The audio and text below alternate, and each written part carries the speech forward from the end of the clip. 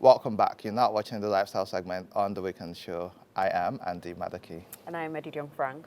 How was your week? It was good. What was the highlight of your week? Looking for fuel. Oh gosh. First of all, happy new month to you and happy new month to our viewers. The highlight of my week, as usual, and I'm saying this just to pepper you, was that I was invited to the reopening of Zuma Grill at the Hilton yesterday, and Chef Stone, do you know him, of Red Dish Chronicle and whatever. He made some really lovely meals, and so they've basically reopened the place. And you know me and free food and good food. So I think I like the idea of food more than food because it takes so much time to now burn it. And so 4 months of working out, you can lose it within 1 week. I learned that recently. So. Good. And the reason why I started that conversation is because I realized you had promised you'll start working out, and I know you're back in the gym. How has that been? I'm back. I love it. I love it. It makes me feel very healthy, and it makes me conscious of, what I take in now. Unlike before where I'm like, you know what, I'll eat anything I want to eat, but now I'm really conscious. And one of my favorite exercises is actually cycling. I've enjoyed that so much. Really? Yes, and I didn't expect that, but Really? I've enjoyed that. You know, I have a bicycle, and during the lockdown, I used to cycle, but Abuja sun, because these days by 6 a.m.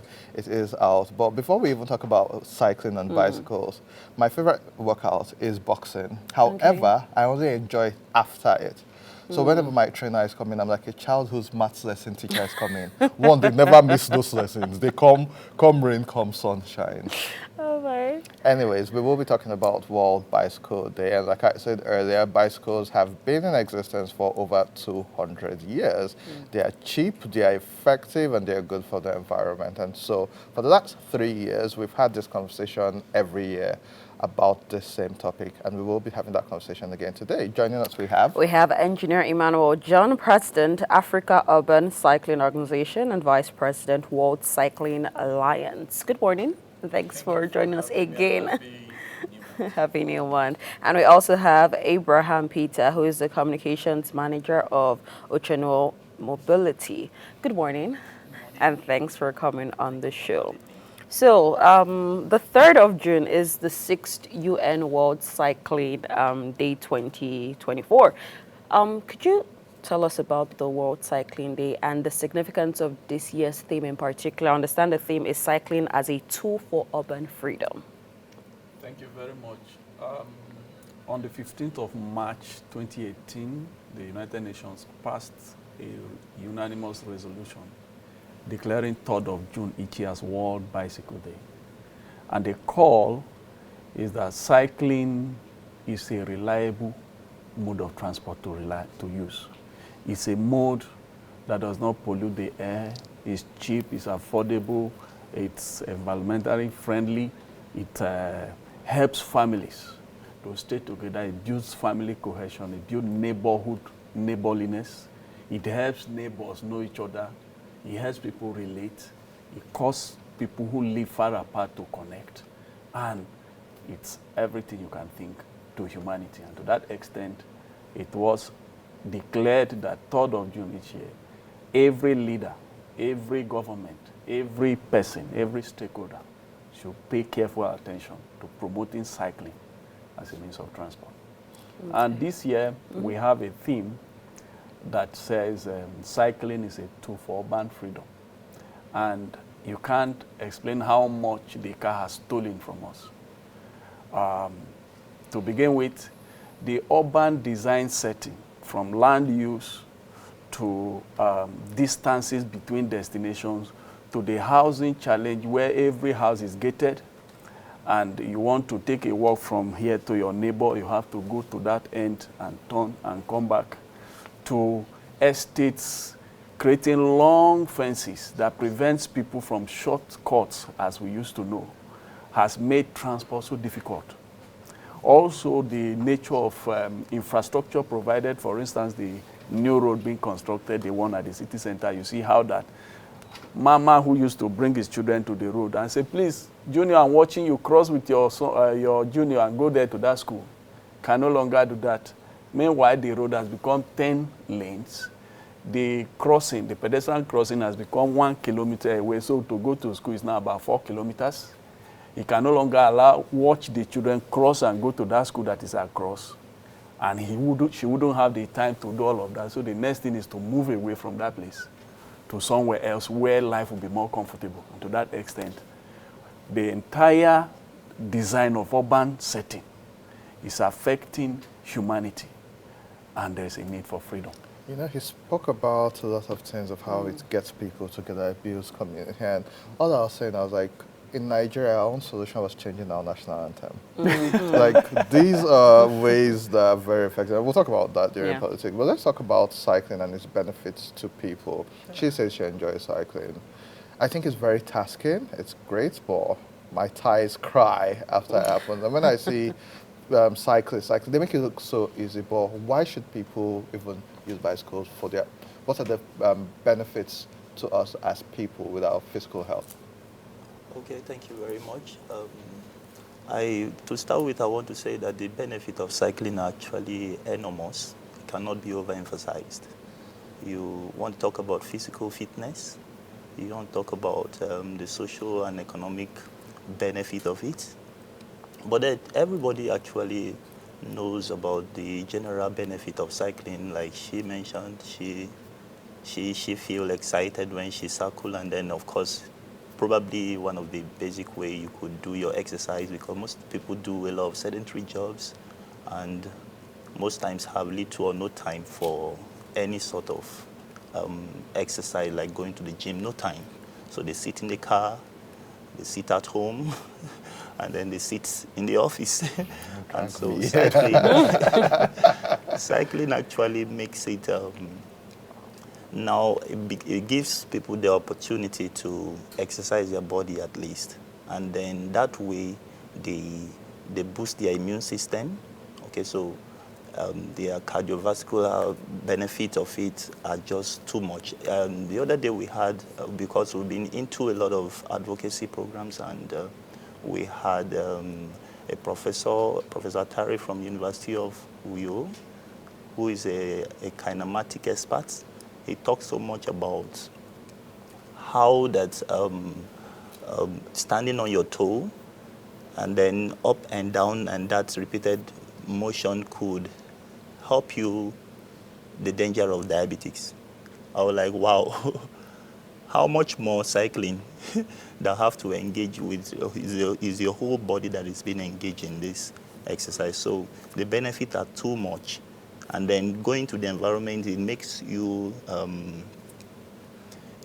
conscious of your environment, of course, and then it helps the environment of being free from pollutions, the noise, the air pollution, carbon-free air. You know, everybody will want to like a serene environment where we don't have too much of noise in the urban city center, and that's what cycling could actually do for us. So what impact has celebrating World Bicycle Day had globally? Thank you very much. Before now, cycling is not much in the public space in terms of leaders discussing it. But between 2018 and now, it has become a focal point of discussion on urban transport across the world. Cities, a lot of things are changing. I give the example of Addis Ababa, Ethiopia. Between 2018 and now, they have built 40 kilometers of bicycle lanes within the city center, and majority of low and middle income earners now ride bicycle to work. You have cities like Kigali in Rwanda, where the president himself leads the advocacy, and they have 2 days, car-free days, twice every month. And the president himself stays in front. And so on such days, it's mandatory for you to ride bicycle or walk or use public transport. You can't drive your car.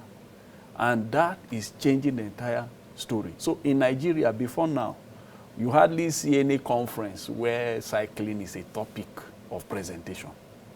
You hardly see. I have been in advocacy since 2010, and I know the struggles to even beg conference organizers to talk to people. Okay, can we come and talk about cycling? And they'll be looking at you, what's your problem? Why would you be talking about cycling? But today is a conversation everywhere. Locally, every conference, you see people you don't even expect presenting papers on cycling. Researches are going on. Doctors are reading cycling as, for their PhD as a thesis. So changes are taking place silently. And a lot of conversations are going on at government levels. They are inviting us, let's talk.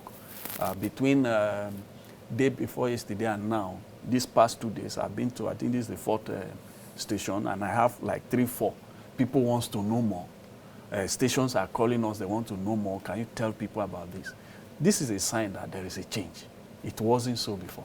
So this is an impact, and we think over time with us in Nigeria, the physical changes of more people cycling on the road will indeed come. You know, I like that she asked that question and Yeah. she framed it as globally, because that's what I wanted to ask you.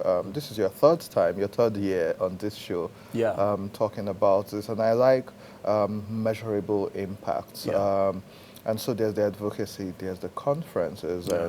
and I believe impact takes time.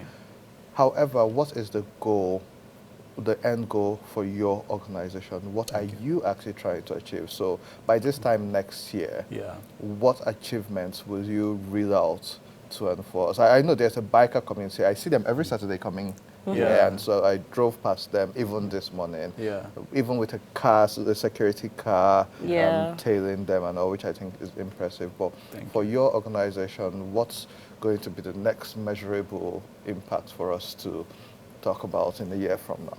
Thank you very much. One key measurable impact is this. We are currently developing a national cycling policy and strategy for Nigeria, which is funded by the UN Road Safety Trust Fund in collaboration with the UN Habitat, and working with the Federal Ministry of Transport. And the target of the policy is that by 2030, we should have 10% of road users riding bicycle within urban environments.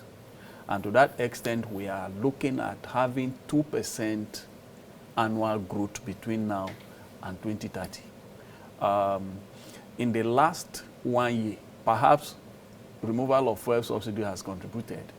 We have had cycling in the city of Abuja grown from 1.2% to about 3% in the last 1 year.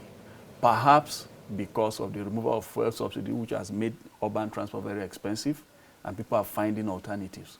And so we think that we can leverage on the desire that people have for alternatives at this point in time to say, you are doing a project on CNG, which targets environment. Can we take a portion of that amount and say, let's invest it in cycling? You are expanding routes. You are investing heavily in transport infrastructure. Can we put bicycle lanes by the side? Can we, at the terminals of the light rail of the buses, can we build where people can park their bicycles? If government goes into action in this direction, and we have prominent personalities in government take the lead to stand in front to lead the advocacy like it's been done in several countries. The president of Egypt rides bicycle with this Federal Executive Council all together to their meeting.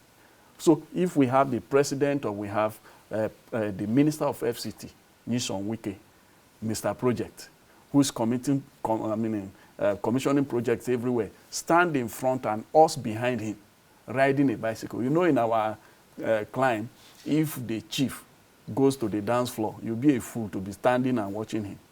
If he's dancing, everybody wants to join him. And so if we have one of our leaders join this advocacy, which is what we are calling for, and we're asking the Minister of FCT, Mr. Project, join us.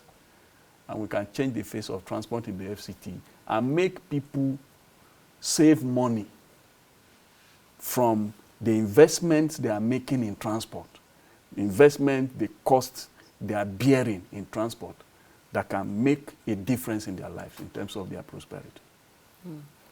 So how can people, we Nigerians, get involved, in promoting cycling and this advocacy you talk about? Okay. Okay, thank you very much. My organization is actually the founder of Open Street Abuja. And through that, Open Street is actually a people initiative advocacy event where we block a major urban city center and then have people own the street, at least for a period of 6 hours. And most times you can't tell of the excitement you see at people's faces when you said own the road, not cars for today, at least. And so That way we try to invite the general public that this is what we are talking about.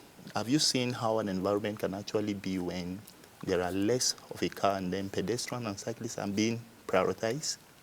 And so we are calling on the general public to join in the advocacy. It's not what we do as an organization, it's what everyone should be involved into. Like he said, if city authorities could actually see the need that this should work and then they are in the forefront of the advocacy, then it becomes a lot more easier. Because I want to believe that everybody wants to cycle if they have a very user-friendly environment. I do agree. And just before we let you guys recall, there was a minister who had said it once. Ojo Madueke. Ojo Madueke. But I mean, we see this, it happens for 1 week. Yeah. I think he even had some, but he did it for about a week and then it disappeared. But we do have governors, government officials with 19 car convoys. And besides the fact that it's unnecessarily expensive, it's not great for the environment. And also, finally, is there any event to mark the day? Yes. Tell us about that. Yes. We had an event planned for today, a very big cycling rally, but somehow because of the commissionings going on here and there, we shifted it to the 15th of June so that we don't obstruct Mr. President in case he has to move through our route. So on the 15th, we are having a very big cycling event and a competition. Last year we had 400 cyclists. This year we are targeting to have 600 cyclists and cycling enthusiasts who will gather. We will have a ceremonial ride, then we'll have a cycling championship where people compete for medals and win. And then on the 13th, we're also supposed to have on Monday a workshop, but that also has been shifted to 13 to allow for the process of time. So we're having a national workshop. All stakeholders are involved and we're creating awareness, breeding knowledge and ensuring that those who develop transport have the wherewithal to incorporate cycling as a component. But then tomorrow, the Federal Road Safety Corps is doing something. There will be a press conference. Then there will be a cycling ride from the FRSA headquarters to a given location just to mark the day. And then the main event, which all stakeholders are involved, will be happening on the 13th and on the 15th. Gentlemen, thank you very much and well done for what you do. To our viewers at home, if you want more information, you can check on our Instagram page at WeCanShowNG to find their social media handles and get in touch with them. Didi, what's your commitment? Are you going to cycle more? There's a half marathon in July. You could commit to that. It's just about 21 kilometers. Or you could cycle. What are you committing to? To continue cycling in the gym. You're doing amazing. I'm really proud of you because you're one of the few people who I see smiling after the gym, feeling so happy. But then again, you're a happy child. We'll take a quick break. When we return, more on The Weekend Show.